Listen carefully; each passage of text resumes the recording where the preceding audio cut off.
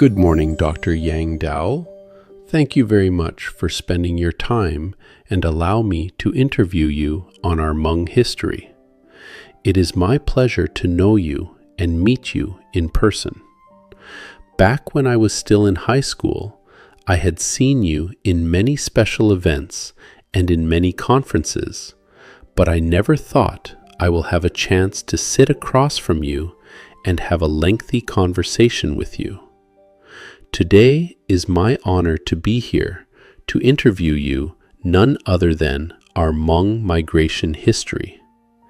And once again, thank you very much for your time. It is my pleasure and each time to document our Hmong migration history. I am happy to be here. Thank you, sir. Can you briefly introduce yourself and tell us about your background education, if you can? When and where did you start your education and received your PhD from? Plus, what was your PhD major and when did you come back to Laos? Thank you for taking your busy time to talk to me about our Hmong history from China to Laos and then to the USA. Because nowadays, the younger generation would not know or recognize our Hmong history and our ways of life in the past. If we don't talk about it, then they will forget in the future. I am happy you are here to interview me, brother. First of all, I would like to let everyone know about my name. My original birth name was Yang Cha. The time I was still young and I went to school, then there are other kids were bullying me and they also beating me up all the time. So my father changed my name from Yang Cha to Yang Dao. Dao means a star on the sky. I started my education when I was very young. I attended elementary and secondary school in Laos. My father knew how to speak French. He heard that there was a French minister came to Laos. My father and I visited the French minister home. My dad asked if he could accept me to stay and help the minister, which he agreed to accept me to stay with the minister. My dad asked the minister that he only speak French to me because my dad wanted me to learn and know how to speak French. After secondary school in Laos, the French minister helped send me to continue my college education in France. After I left my family for so many years, I finally received my PhD. My PhD is in social and economic development. The university I received my doctorate degree from was the Sorbonne University of Paris, France, in May 1972. After my education, I came back to Laos and finally had chance to use my education to help implementing our government system in Laos. Thank you, Dr. Yang Dao, for talking about your background and education. May I ask if you can elaborate a little bit detail about how the Hmong people lived their life in the Yellow and Green River area back then, and what happened between the Hmong and the Chinese people? And how did you learn, or where did you get your research from? In 1988, I was invited by a school in Beijing to give a presentation about our Hmong history. It was a university in Beijing, China. When I was there, I met a Hmong Chinese professor. His name was Li Teng Kui. We discussed about the Hmong history. That professor told me about the Hmong history in China. He said the Hmong people were originally lived around the Yellow and Green River area. Hmong people lived there for about 5,000 to 6,000 years. That was way before Jesus was born. Hmong people were the very first group that was settled in northern part of China. Hmong people lived around the Yellow and Green River area, and Hmong people were very productive by farming, raised families, raised cattle, and other in general. Many years later, There was another group of people migrated from the northwest region to settle in the same area where Hmong already settled for years. They did not speak Hmong, and there were no clear communication between Hmong and the new group of people. That new group of people was known as the Han Chinese. The Han Chinese called Hmong people as Miao. For a while, those Han Chinese found out that Hmong were more productive and better than the Han Chinese. Hmong was better because Hmong had a king. His name was Chi Yu. King Chi Yu had united all Hmong people together very well. He appointed each village had its own leader to govern the Hmong people in its areas. Then, years later, the Han Chinese found out that the Hmong were well united. Then they declared war with the Hmong people. Hmong and the Han Chinese had been fighting for years and years, and then the Han Chinese finally assassinated our King Chi Yu.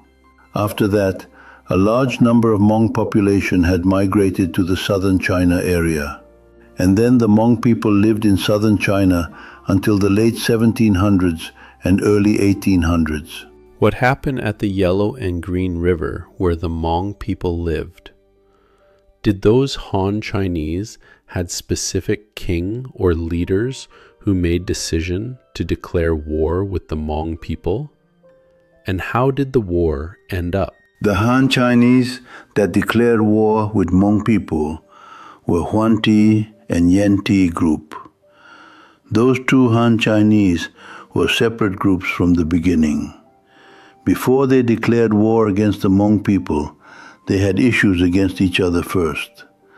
Later they agreed not to fight each other, but join as one group so they could fight against the Hmong people. The Hmong king Chi Yu was assassinated by those two groups around 2500 BC. After King Chi Yu was assassinated, some Hmong people migrated and went across the Yellow River toward south and settled around a big lake called Tong Ting Lake.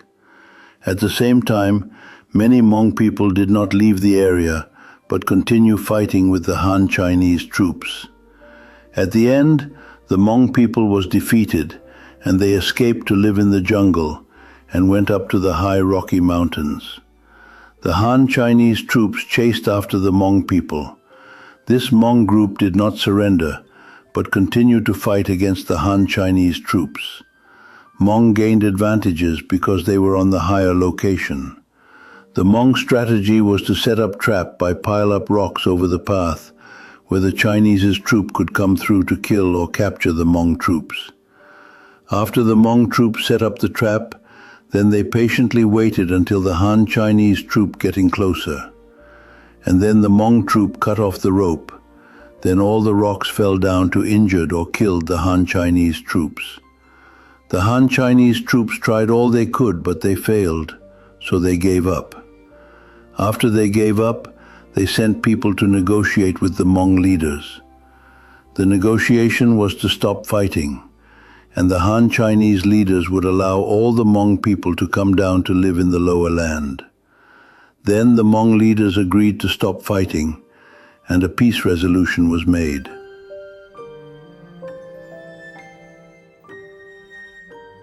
Thank you for watching. I will have the whole English version I interviewed Dr. Yang Dao as time allow to put on our channel. Thank you for your support and watching our HP History channel. One word or million words, not just me, but all Hmong media would like to accomplish is to build a bridge to the next level, such as bringing our history to the present time and move forward to the future. I know every Hmong media in the United States only do for his or her passion, but they are the one who do not have a big bank accounts. They only do what they can to bring news, history, current events, and future education for not just our Hmong people, but would like to share to the rest of the world on who Hmong peoples are, what Hmong people had been through, and how Hmong people are doing at the moment. We know how far we came from and how long we will be moving on to the future. I had a chance to attend a Hmong 50 years celebration last November. At that event, there were people who hold government offices, well-educators, millionaires, doctors, lawyers, mayor, business entrepreneur, executive corporation, real estate owners and operators, and many other professions were attended the event. But one thing I noticed was that our Hmong community media were not advanced up to a standard. Our media cannot move up fast enough to go along with the successful Hmong professional because, in my opinion, we did not have enough support from our community. This is the weak area that we need to bring up to date so we can live in a modern time. Thank you very much for watching. Please like and share and subscribe to our channel for more video. We plan to finish Dr. Yang Dao's story in English, and we will continue to finish Colonel Li Teng's story next. We also would like to ask if anyone who would like to feature your parents or someone who is and or was very important person who had done a great work for our history. If you do and would like us to look at, please contact us for more detail. I am Billy Zhang. Thank you and good night.